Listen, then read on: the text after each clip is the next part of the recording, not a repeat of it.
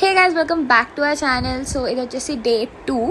So మేమైతే ఇంకా హరిద్వార్ నుంచి స్టార్ట్ అయిపోయాము. సో హరిద్వార్లో చెప్పినా కదా మాకు గంగా హారతి ఇంకా గంగా స్నానం కోసం అని చెప్పి ఆపినారని చెప్పి. సో ఇప్పుడు మేమైతే గంగా హారతి చూసేసుకున్నాం, కానీ మేము రూమ్ తీసుకున్నాము, గంగా స్నానం చేయలే. ఎందుకంటే మాకు అసలు అక్కడ ప్లేస్ లేదు చేయడానికి హరికిపౌరి దగ్గర. సో మేము రూమ్ తీసుకున్నాము, ఒక 1.5 hour 2 hours కోసం అని చెప్పి ఒక రూమ్ తీసుకున్నాము. అక్కడ ఫ్రెష్ అప్ అయిపోయాము. ఇక్కడ మా రిజిస్ట్రేషన్ చెక్ అవుతున్నాయి. మేము బేసికలీ ఏ రూట్లో వెళ్తున్నామంటే డెహ్రాడూన్ నుంచి మనం యమునోత్రికి వెళ్ళాలన్నమాట. మా ఫస్ట్ స్టాప్ యమునోత్రి కాబట్టి మనం డెహ్రాడూన్ సైడ్ నుంచి వెళ్ళాలి. ఇది రిషికేష్కి కూడా వెళ్ళనక్కర్లే, రిషికేష్ ముందు నుంచే కట్ అయిపోతుంది అనమాట డెహ్రాడూన్కి మనకి రూట్. సో మేమున్న ప్లేస్ నుంచి డెహ్రాడూన్ 32 kilometers.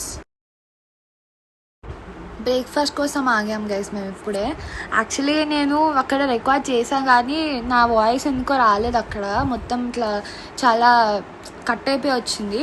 సో ఒక పంజాబీ డాబాలో ఆగామన్నమాట మేము బ్రేక్ఫాస్ట్ కోసం. ఇది వచ్చేసి డెహ్రాడూన్కి ముందే ఉంటుంది. ఫుడ్ చాలా బాగుంటుంది ఇక్కడ. సో ఇంకా అక్కడ ఫుడ్ తినేసి మేము డెహ్రాడూన్కి వచ్చేసామన్నమాట. డెహ్రాడూన్లోనే మాకు ఆల్మోస్ట్ అసలు అది డెహ్రాడూన్ వెళ్తా అంటే వస్తానే ఉండింది అనమాట. లైక్ ఆల్మోస్ట్ 1.5 hour పట్టింది మాకు డెహ్రాడూన్ క్రాస్ చేయడానికి. మాకు ఆల్మోస్ట్ 1.5 hour to 2 hours పట్టింది, బికాస్ అంత పెద్దగా ఉంది డెహ్రాడూన్, అసలు వెళ్తా అంటే వస్తానే ఉంది. సో యాక్చువల్ చెప్పాలంటే యమునోత్రి వెళ్ళే వరకు మనకి ఫుల్ ఎండ ఉంటుంది. అసలు ఎంత ఎండ ఉండిందంటే మాకైతే ఆ రోజు అసలు చాలా ఎండ ఉండింది. మేము ఏమనుకున్నామంటే కనీసం కొండలు అవన్నీ వచ్చినాక కొంచెం చల్లగానే ఉంటుంది అనుకున్నాం. మాకైతే మా డ్రైవర్ ఏసీ కూడా ఆన్ చేయలేదు, ఎందుకంటే మనం అప్హిల్ ఎక్కుతాం కదా. సో మనకి ఏసీ ఆన్ చేయరు, మనకి ఇట్లా వెహికల్లో వెళ్ళేటప్పుడు ఏసీ ఆన్ చేయరు. మాకు బయట విండోస్ ఓపెన్ చేసుకుంటేమో ఫుల్ వేడి గాలి వస్తుంది. మాకు ఇంకా మా వల్ల గాలి అనమాట, ఎందుకంటే ఫుల్ ఎండ ఉండింది మాకైతే ఆ రోజు. వేడి గాలి వస్తుంది, ఎండ ఉండింది, ఫుల్ హెడేక్ వచ్చేసింది అనమాట ఇంకా ఆ రోజు. అండ్ మనకి డెహ్రాడూన్ క్రాస్ చేసిన తర్వాత నుంచి మనకి చాలా ఘాట్ రోడ్ వచ్చేస్తుంది. అక్కడి నుంచి మనకి ఘాట్ రోడ్ స్టార్ట్ అయిపోతుంది. అండ్ ప్రతి లైక్ ఒక 50-100 kilometers అట్లా ఒక్కొక్కసారి వాళ్ళు చెకింగ్ చేస్తూనే ఉన్నారు, అంతేం చేస్తున్నారు, మొత్తం రిజిస్ట్రేషన్ చెకింగ్స్ అన్నీ చేస్తున్నారు అనమాట. అక్కడ ఒక చోట ఆల్రెడీ చేసి ఉంటారు, మళ్ళీ ఇంకొక 50 to 100 kilometers వెళ్ళినాక మళ్ళీ ఇంకొకసారి రిజిస్ట్రేషన్ చెక్ చేస్తారు. అలా ప్రతిసారి చేస్తూనే ఉండినారనమాట. మాకు ఆల్మోస్ట్ యమునోత్రి వెళ్ళేటప్పుడు ఒక 4-5 members అట్లా చెక్ చేసినారు. ఎందుకు చేశారో కూడా అర్థం కాలేదు మాకైతే.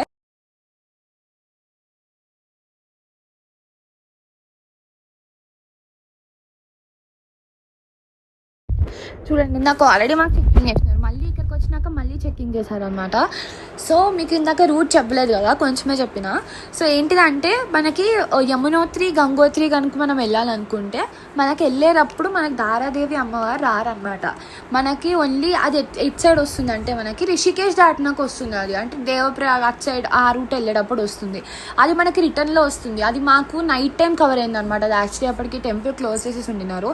అంటే ప్రతి చార్ధామ్ యాత్ర చేసే వాళ్ళకి అది నైట్ టైమే వస్తుంది. బికాస్ మేము చాలా చూసామన్నమాట. లైక్ ట్రావెల్స్ వాళ్ళు బద్రీనాథ్ నుంచి డైరెక్ట్గా స్టార్ట్ అయ్యి వాళ్ళు ఢిల్లీకి డైరెక్ట్ వచ్చేస్తారనమాట. బద్రీనాథ్ నుంచి స్టార్ట్ అయ్యి డైరెక్ట్ ఢిల్లీకే ఉంటుంది అనమాట అది ఇంకా స్టాప్. సో మనకి దేవప్రయాగ్, దారాదేవి, రుద్ర అవన్నీ వచ్చేటప్పటికి మనకి ఆల్మోస్ట్ నైట్ అయిపోతుంది. నైట్ 10:30, 11:30 కూడా అయిపోతుంది కొన్నిసార్లు. అండ్ ఆ ఏరియాస్లో వాళ్ళు శ్రీనగర్ దగ్గర ఆపేస్తారు మనల్ని.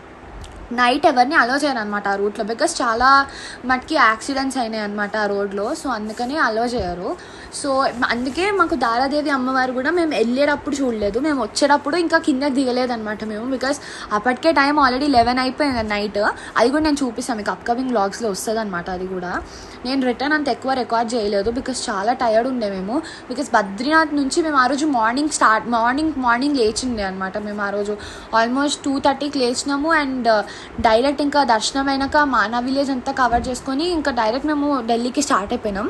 అదంతా నేను మీకు చెప్తాను. ఫస్ట్ అయితే యమునోత్రి వెళ్ళేటప్పుడు రూట్ చాలా బాగుండింది. ఇక్కడ మీకు వాటర్ ఫాల్ కనిపిస్తుంది కదా, అసలు ఎంత బాగుండింది అంటే ఈ వాటర్ ఫాల్ దగ్గర మేము ఆల్మోస్ట్ ఒక 1 hour సేపు ఆగినాం అనమాట. మా ట్రావెలర్లో వచ్చిన చాలామంది తడిసిపోయినారు అనమాట. లైక్ ఆల్మోస్ట్ అందరు తడిసిపోయినారు ఈ వాటర్ ఫాల్ కింద వెళ్తే. అండ్ మాకు 5 minutesలో మొత్తం ఆరిపోయింది. అంటే మీరు అర్థం చేసుకొని ఎంత ఎండ ఉండిందో ఆ రోజైతే. మాకు అక్కడ చాలా ఎండ ఉండింది యమునోత్రికి వెళ్ళేటప్పుడు అయితే. యమునోత్రి అంతే ఎండ ఉండింది, యమునోత్రి నుంచి గంగోత్రి వెళ్ళేటప్పుడు కూడా అంతే ఎండ ఉండింది.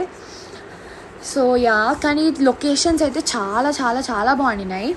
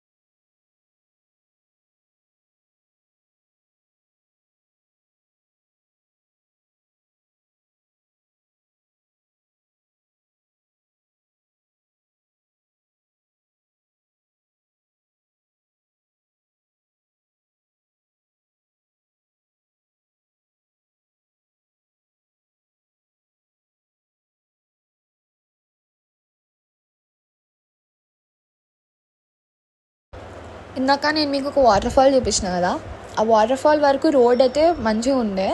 హరిద్వార్ నుంచి అక్కడ వరకు ఆ వాటర్ ఫాల్ ఉండే ఏరియా వరకు రోడ్ చాలా బాగుండింది. అంటే ఓకే బాగానే ఉండింది.